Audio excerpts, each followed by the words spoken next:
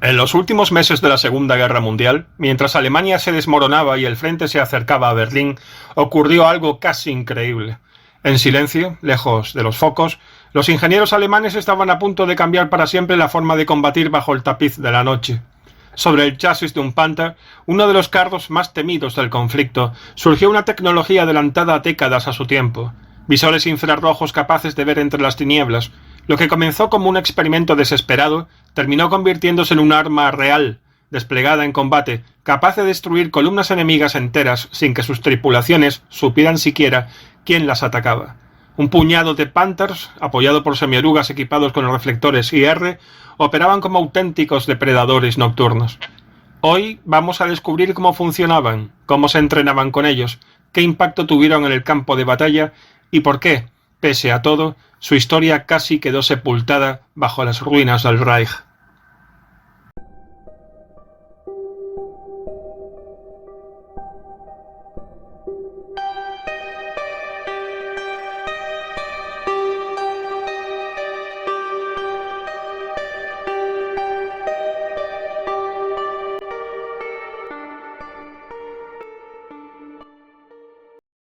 Los sistemas ópticos habían avanzado mucho durante los años 20 y 30, y ya en 1923 había surgido en Estados Unidos el iconoscopio, creado por la empresa RCA, y que venía a ser algo parecido a un prototipo de una cámara de televisión. Esta sería la base conceptual, sobre la que en el año 1939 surgiría el Orticon, mientras que a la vez se investigaba unos tubos que fuesen capaces de convertir los rayos infrarrojos en luz visible. Los orígenes de las capacidades de combate infrarrojo se remontan a finales de la década de los 30. La firma Allgemeine Elektrizitätsgesellschaft introdujo en 1934 el llamado Brownsche-Rohr, o tubo de rayos catódicos. Este fue el componente esencial en la construcción de un convertidor de imágenes capaz de transformar la luz infrarroja en luz perceptible. Los científicos alemanes seguían con gran interés estas investigaciones, y en 1936 el Baproof 8 comenzó a desarrollar sistemas que fuesen adaptables a la conducción, la observación y como teleobjetivos. Para ello, y junto a la Organización de Investigaciones del Reich, se crea una comisión de la que también formarían parte la empresa AEG en la parte electrónica y la Carl Zeiss en la óptica, y cuyo primer fruto fue un prototipo que consistía en un emisor de rayos IR que serían reflejados en una pantalla fluorescente gracias a un tubo catódico. Ya en una fecha tan temprana como 1939, la AEG ofreció una versión militar de este equipo convertidor de imagen luz infrarroja. Se presentó acoplado a un cañón anticarro ligero PAC-36 de 37 mm al alto mando del ejército. Aunque este prototipo inicial era bastante voluminoso y muy propenso a averías, mostró claramente un hecho, que era posible combatir contra vehículos enemigos en horas nocturnas. La Oficina de Artillería del Ejército estableció un requisito básico para que cualquier dispositivo de puntería nocturna utilizado en un arma, para ellos el artilugio debería ofrecer la misma probabilidad de acierto que la que se logra al disparar el arma a la luz del día. Por supuesto, esta exigencia era imposible de cumplir, y menos aún en una etapa de estudio tan temprana. Así que ante estas exigencias tan categóricas, las pruebas adicionales se limitaron drásticamente. Acabó rechazándose cualquier apoyo adicional a esta tecnología altamente sofisticada. Esta decisión fue una de las muchas estimaciones completamente erróneas de los principales oficiales militares alemanes, casi todos ellos participantes de la Gran Guerra. ¿Se puede postular que la suma de todos estos errores de juicio influyó en el curso de la guerra? Podríamos tratar otros fallos escandalosos, como la introducción tardía y vacilante de los aviones de combate a reacción, aunque también está el fusil de asalto Sturmgewehr 44, que aunque mejorable, era un gran salto adelante. Pero en mi opinión, unas herramientas de combate nocturno hubieran facilitado la maniobra al ya de por sí experto ejército alemán. Determinante a nivel táctico, quizás, en ocasiones, si hubieran sabido jugar al máximo nivel sus cartas, claro. Definitivo a escala estratégica, en absoluto. De hecho, creo que incluso un alto nivel táctico no hubiera significado por necesidad, como una obviedad incontestable, una diferencia clave. La guerra es muy compleja, intervienen muchas variables, algunas de ellas endiabladamente sutiles. No es blanco o negro. Incluso a nivel táctico, el combate nocturno solo es una de las numerosas facetas del arte de la guerra. Tenemos el clima, los patrones de fuego, la concentración de efectivos, el reconocimiento. Son muchas variables. Hemos de huir de infantiles simplificaciones, pero una cosa está clara: los alemanes sabían hacer la guerra y es más que probable que hubiesen sacado beneficio a una tecnología así. Sin embargo, los ingenieros alemanes, que sí sabían lo que tenían entre manos, no tiraron la toalla.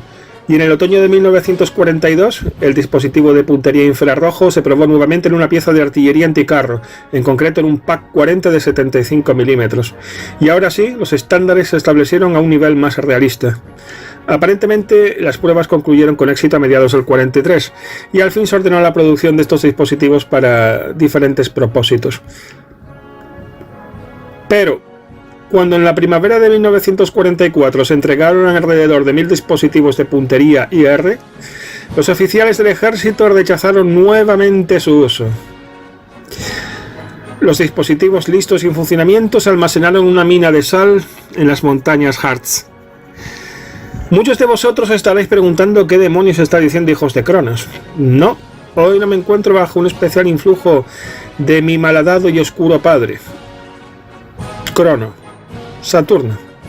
Lo cierto es que un general de Estado Mayor acabó soltando esta perlita de sabiduría, perlita que indica de qué pie cojeaban este grupo especialmente reaccionario de las Fuerzas Armadas alemanas. Dijo así: no necesitamos nada como esto. Nuestros soldados ganarán la guerra con caballerosidad. ¿Ese militar padecía algún tipo de afección? No lo sé. No soy psiquiatra. Antes de proseguir con el vídeo, os animo a seguir la cuenta de Telegram del canal. Podéis clicar sobre el acceso en el primer comentario fijado del vídeo. Hay razones para hacerlo: entrega segura de notificaciones de todo tipo, material extra y una mucha mayor libertad. Ya somos 67, poco a poco sumamos. Además, hemos abierto un nuevo canal de YouTube llamado El Lenguaje de los Símbolos. Está centrado, como el nombre indica, en el simbolismo. Si os atrae este mundo, os gustará formar también parte de ese nuevo proyecto. Las direcciones del nuevo canal también la tenéis en el primer comentario fijado del vídeo. Bien, seguimos con el trabajo que nos reúne aquí. El cambio en la guerra tras la invasión del 6 de junio de 1944 provocó un aumento dramático de las pérdidas en el nuevo frente occidental.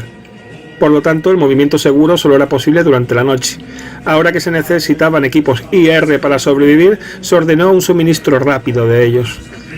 Solo unos meses antes, los dispositivos IR se introdujeron en cantidades limitadas en la Wehrmacht y en la Luftwaffe. La tecnología IR alemana se basó en el hecho de que la luz infrarroja se refleja de una manera muy similar a la luz diurna normal, y en que estos rayos infrarrojos reflejados se pueden convertir en luz perceptible. Básicamente se utilizaron dos instrumentos: un reflector infrarrojo que emite luz IR y un convertidor de imágenes capaz de convertir la luz IR en una luz perceptible. Ambos dispositivos pueden variar en cuanto a tamaño, requisitos y rendimiento según el uso requerido. El concepto es que la luz infrarroja fuese reflejada por el objetivo a batir y volviese al tubo convertidor. En este se acomodaba el Braunschweig, el tubo de rayos catódicos que se encargaba de convertir la luz. El tubo convertidor estaba dotado de un vidrio resistente en la parte delantera que ofrecía protección. Era posible agregar ópticas tras el convertidor para cumplir con cualquier especificación particular, según el uso que se le diera al convertidor. El convertidor funcionó con un potencial de hasta 17.000 vatios. El poderoso voltaje del HS5F proporcionó energía a varios convertidores diferentes. La salida era mucho mayor que la adquirida en condiciones normales de funcionamiento.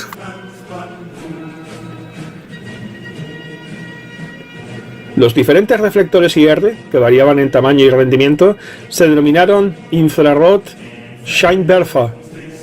Se agregaba a esta definición los milímetros del arma. Todos los reflectores IR recibieron una designación más descriptiva: Uhu, o sea, búho. Al tubo convertidor se le llamó Wildwandler, abreviado como Viva. Según el uso, los equipos IR recibieron designaciones específicas. Por lo tanto, había tres dispositivos de puntería: los Zielgerät, 1128, 1221 y 1222.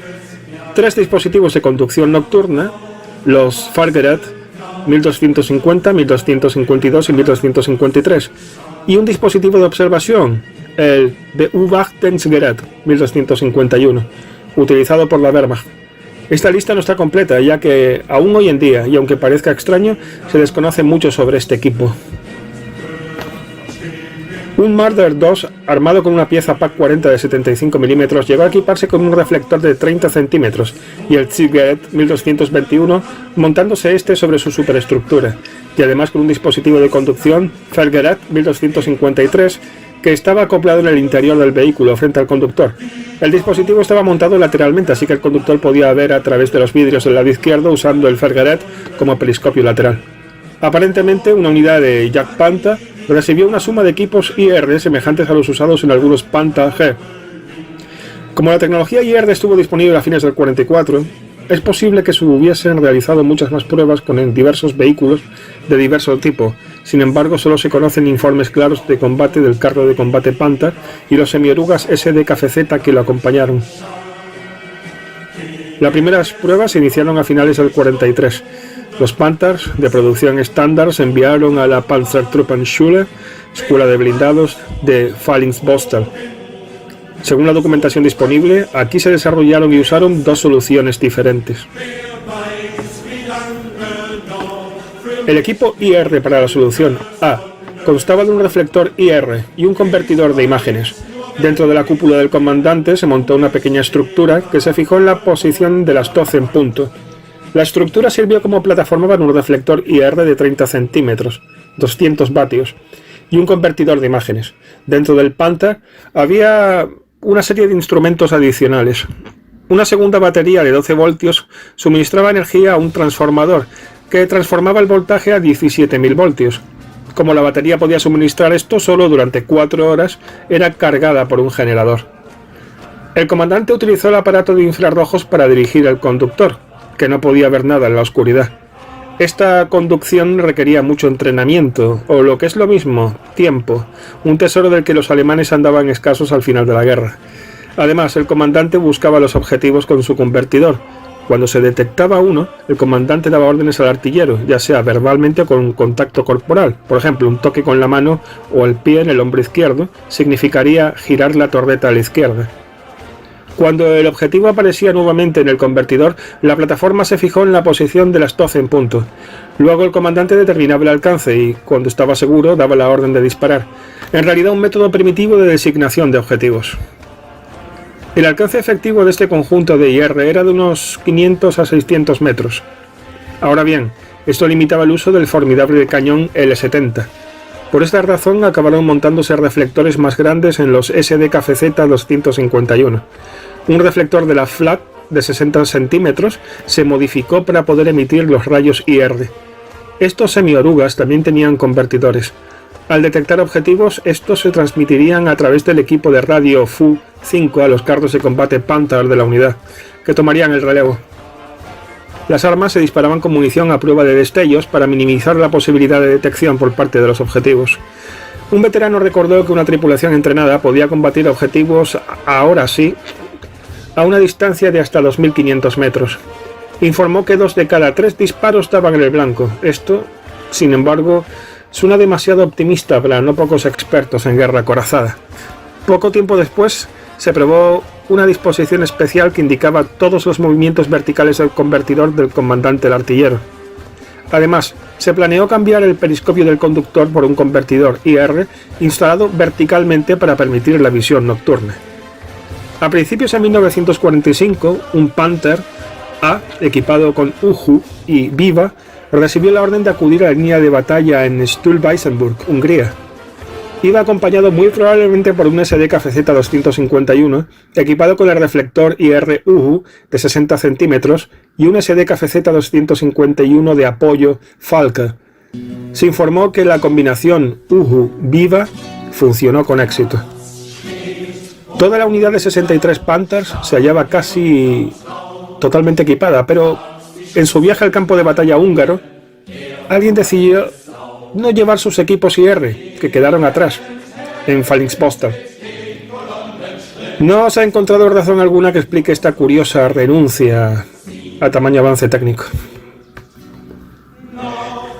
En la primavera de 1945, la Clausewitz Panzerdivision entró en combate en el área de Fallersleben, con órdenes de abrirse camino hacia el sur hasta las montañas de Harz. Aunque estaba organizada como una división acorazada, disponía de pocos blindados. Según los informes, 2 de sus carros de combate Panther estaban equipados con dispositivos IR, ambos probablemente montados en los modelos A. Una acción tuvo lugar en una fecha tan tardía como el 21 de abril de 1945. Los últimos 10 carros de combate disponibles de la Clausewitz, seguidos por un vehículo de reconocimiento Puma SDKFZ 234-1, se acercaron a una unidad de artillería anticarro de los Estados Unidos, dotada de piezas M2 de 76 milímetros que se disponía en el canal Weser-Elbe. Ese primer ataque nocturno se produjo a las 2 de la mañana. Los estadounidenses estaban alerta y en consecuencia dispararon bengalas. El Panther líder, que estaba en cabeza, fue impactado y acabó en una zanja. Tras este afortunado blanco estadounidense, el ataque alemán se detuvo momentáneamente. Los IR Panthers se pusieron en cubierto y después de un corto tiempo se reposicionaron y dispararon unas 20 granadas. Toda la posición estadounidense fue destruida. Los sirvientes de las piezas y la compañía de infantería que los cubría escaparon presas del pánico. Los IR Panthers prosiguieron con su fuego, destruyendo algunos camiones más y vehículos de apoyo. Ese ataque fue un éxito, revelando las enormes posibilidades de la tecnología IR. Se desconoce si los IR Panthers de la Clausewitz se utilizaron por segunda vez.